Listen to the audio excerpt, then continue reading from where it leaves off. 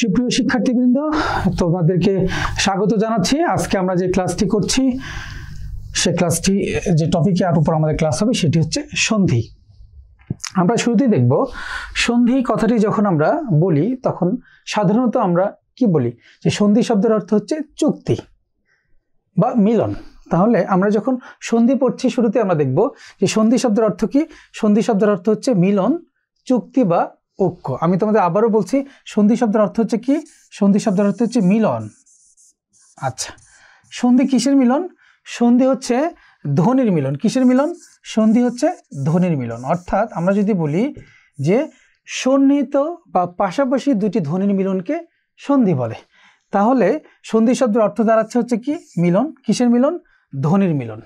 আচ্ছা, এদিক থেকে কিন্তু আমরা বলতে পারি সন্ধি যদি ধ্বনির মিলন হয় তাহলে সন্ধি আলোচিত হয় কোথায়? সন্ধি আলোচিত হয় ধ্বনিতত্ত্বে। সন্ধি কোথায় আলোচিত হয়? ধ্বনিতত্ত্বে। সুপ্রিয় শিক্ষার্থীবৃন্দ, তোমরা একটু খেয়াল করে দেখো সন্ধি কোথায় আলোচিত হচ্ছে? সন্ধি আলোচিত হচ্ছে ধ্বনিতত্ত্বে। আচ্ছা, যে কথাটি বলছিলাম, সন্ধি শব্দের অর্থ যদি মিলন, চুক্তি বা ঐক্য হয়, তাহলে যদি প্রশ্ন এরকম আসে যে সন্ধি শব্দের বিপরীত অর্থটি কি, সেক্ষেত্রে আমরা দেখব সন্ধি শব্দের বিপরীত অর্থ হচ্ছে বিচ্ছেদ বা বিগ্রহ। কি? বিচ্ছেদ বা বিগ্রহ। এই কথাটি তোমাদের মাথায় রাখতে হবে।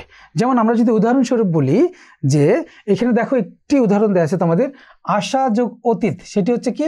আশাতীত। আমি লিখে ফেলছি, তোমরা দেখো যে আশা যোগ অতীত সেটি হচ্ছে কি? আশাতীত। তাহলে একটু খেয়াল করে দেখো, আমরা যদি বলি যে আশা যোগ অতীত সেটি কি দাঁড়াচ্ছে? আশাতীত। তাহলে এখানে দেখো আমাদের বলছে যে সন্নিহিত দুটি ধ্বনির মিলনকে আমরা সন্ধি বলবো। তাহলে এখানে আশা, এখানে কি ধ্বনি আছে? আ ধ্বনি। আর অতীত, এইখানে কি ধ্বনি আছে? অধ্বনি। তাহলে আমরা দেখব এই আধ্বনি এবং অধ্বনি মিলে আমাদের আশাতীত শব্দের ক্ষেত্রে আমরা দেখি, তাহলে আশাতীত। তাহলে আমাদের আশাতীত, এখানে আশাতীত, এখানে দেখো আধ্বনি হয়েছে। এই যে পাশাপাশি বা সন্নিহিত দুটি ধ্বনির মিলন, এটিকে আমরা বলবো সন্ধি। এখন খেয়াল করে দেখো, আমরা যখন সন্ধির ক্লাসিফিকেশন আলোচনা করব তখন তোমাদের একটু গুরুত্ব দিয়ে দেখতে হবে। তার আগে দেখো কি লেখা আছে? সন্ধির উদ্দেশ্য। আমরা সন্ধি কেন করব? সন্ধির উদ্দেশ্যের ক্ষেত্রে দেখো, সন্ধির উদ্দেশ্য হচ্ছে দুটি। কয়টি? দুটি। একটি হচ্ছে স্বাভাবিক উচ্চারণের সহজ প্রবণতা, অর্থাৎ সন্ধি কি করে? উচ্চারণকে সহজ করে। আর একটি হচ্ছে ধ্বনিগত মাধুর্য সম্পাদন, অর্থাৎ ধ্বনিগত মাধুর্য সম্পাদন, অর্থাৎ ধ্বনিকে সুন্দর শোনায়। আচ্ছা, এরপরে দেখো আমরা আলোচনা করব যে সন্ধির ক্ষেত্রে আমরা দেখব যে বাংলা ভাষায় যে স্থানে সন্ধি অবশ্যই কর্তব্য, অর্থাৎ সন্ধি কোথায় কোথায় করতে হয়। তোমরা খেয়াল করে দেখবা সমাসবদ্ধ পদে অবশ্যই সন্ধি কর্তব্য, অর্থাৎ সমাসবদ্ধ শব্দের ক্ষেত্রে অবশ্যই আমাদের সন্ধি করতে হবে। তারপরে আরেকটি বিষয় খেয়াল করে দেখো যে সংস্কৃত প্রকৃতি বা প্রত্যয়স্থলে আমাদের কি করতে হবে? সন্ধি করতে হবে। আরেকটি বিষয় হচ্ছে ধাতুর সাথে যদি উপসর্গের যোগ হয় সেক্ষেত্রে আমাদের সন্ধি করতে হবে। তাহলে সুপ্রিয় শিক্ষার্থীবৃন্দ, সন্ধির অবশ্যই করতে হবে তিনটি জায়গায়। একটি হচ্ছে সমাসবদ্ধ পদে আমাদের সন্ধি করতে হবে, আরেকটি হচ্ছে সংস্কৃত প্রকৃতি বা প্রত্যয়স্থলে আমাদের সন্ধি করতে হবে, আরেকটি হচ্ছে ধাতুর সাথে যদি উপসর্গের যোগ হয় সেক্ষেত্রে আমাদের সন্ধি করতে হবে। এরপর দেখো আমরা যেটি বলছিলাম যে সন্ধি ব্যাকরণ কোথায় আলোচিত হয়? সন্ধি ব্যাকরণের ধ্বনিতত্ত্ব আলোচিত হয়। অনেক সময় এটি আসে যে ধ্বনিতত্ত্ব এর ইংরেজি রূপটা কি? ধ্বনিতত্ত্বকে ইংরেজিতে বলে হচ্ছে কি? ফোনোলজি। কি বলে? ফোনোলজি। ব্যাকরণের যে গুরুত্বপূর্ণ মৌলিক যে চারটি আলোচ্য বিষয় আছে এর প্রথমটি হচ্ছে ধ্বনিতত্ত্ব। এরপরে দেখো সন্ধির প্রধান সুবিধা, তোমরা একটু খেয়াল করে দেখবা সন্ধির প্রধান সুবিধা হচ্ছে উচ্চারণের সুবিধা। কিসের সুবিধা? উচ্চারণের সুবিধা। এটি মনে রাখা খুব জরুরি তোমাদের। কিসের সুবিধা? উচ্চারণের সুবিধা। তো সন্ধির প্রধান সুবিধা হচ্ছে কি বাবা? সন্ধির প্রধান সুবিধা হচ্ছে উচ্চারণের সুবিধা। এরপর দেখো প্রশ্ন অনেক সময় আসে যে কোন পদের সাথে সন্ধি হয় না? মনে রাখবা অব্যয় পদের সাথে সন্ধি হয় না। কোন পদের সাথে সন্ধি হয় না? অব্যয় পদের সাথে সন্ধি হয় না। কোন পদের সাথে সন্ধি হয় না? অব্যয় পদের সাথে সন্ধি হয় না।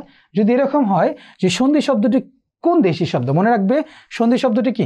তৎসম বা সংস্কৃত শব্দ। সন্ধি শব্দটি তৎসম বা সংস্কৃত শব্দ এবং সন্ধি শব্দটি একই সাথে সন্ধি সাধিত শব্দ, একই সাথে প্রত্যয় সাধিত শব্দ এবং একই সাথে এটি উপসর্গ সাধিত শব্দ। কিভাবে একটু দেখো, আমি তোমাদের দেখাচ্ছি।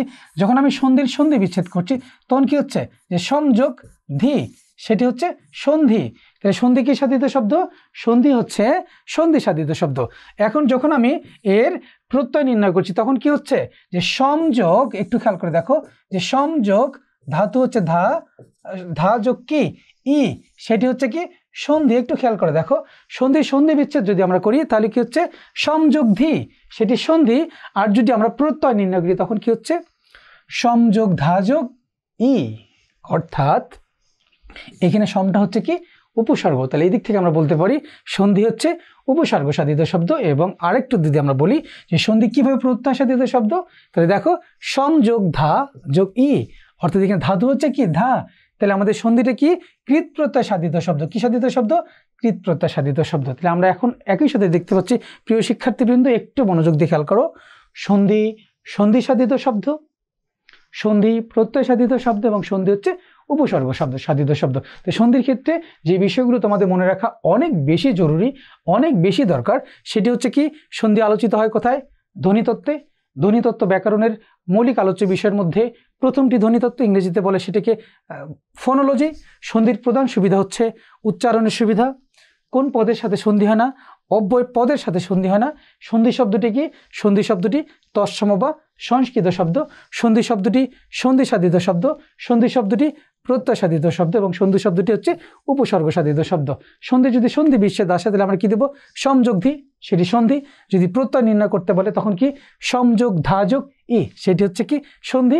আর দেখো সন্ধি সমযোগ ধা যোগ ই, এক্ষেত্রে আমরা দেখি যে সম এই উপসর্গটি তোমরা জানো প্রকৃতি প্রত্যয় নির্ণয় করতে গিয়ে যদি কখনো উপসর্গযুক্ত শব্দ থাকে সেক্ষেত্রে ওই উপসর্গটিকে আমাদের আগে লিখতে হয়। তাহলে এটি হচ্ছে কি উপসর্গ সাধিত শব্দ। তাহলে প্রিয় শিক্ষার্থীবৃন্দ আমরা দেখতে পাচ্ছি একই সাথে সন্ধি সন্ধি সাধিত শব্দ, সন্ধি প্রত্যয় সাধিত শব্দ এবং সন্ধি হচ্ছে কি উপসর্গ সাধিত শব্দ। তাহলে সন্ধির মূলত এই যে আলোচনাগুলো, এই আলোচনাগুলো একটু তোমাদের খুবই গুরুত্ব সহকারে দেখতে হবে, বুঝতে হবে এবং পড়তে হবে, এবং এগুলো থেকে প্রতি বছরেই প্রশ্ন এসে যায়। এই ছকের ক্ষেত্রে দেখো শুরুতে কি সন্ধি। তাহলে সন্ধি কয় প্রকার? সন্ধি হচ্ছে দুই প্রকার, একটি হচ্ছে বাংলা শব্দের সন্ধি, আরেকটি হচ্ছে তৎসম শব্দের সন্ধি। তাহলে আমরা বলছিলাম কি বাংলা শব্দের সন্ধি কয় প্রকার? দুই প্রকার, একটি হচ্ছে স্বরসন্ধি, আরেকটি হচ্ছে ব্যঞ্জন সন্ধি। আর তৎসম শব্দের সন্ধি বা সংস্কৃত শব্দের সন্ধি বা সংস্কৃত সন্ধি হচ্ছে তিন প্রকার। কি কি? স্বরসন্ধি, ব্যঞ্জন সন্ধি, বিসর্গ সন্ধি। স্বরসন্ধি, ব্যঞ্জন সন্ধি, বিসর্গ সন্ধি। এদিক থেকে তোমরা খেয়াল করো বিসর্গ সন্ধি আবার কয় প্রকার? বিসর্গ সন্ধি হচ্ছে আবার দুই প্রকার, একটি হচ্ছে রজাত আর একটি হচ্ছে স্বজাত। আমরা যখন প্রত্যেক প্রকার সন্ধির আলাদা ক্লাসিফিকেশনগুলো আলোচনা করব তখন এই বিষয়গুলো তোমাদের অনেক বেশি ক্লিয়ার হয়ে যাবে। সুপ্রিয় শিক্ষার্থীবৃন্দ, আশা করি সন্ধির যে প্রকারভেদ আমরা আলোচনা করলাম এই অংশটি তোমরা বুঝতে সক্ষম হয়েছ।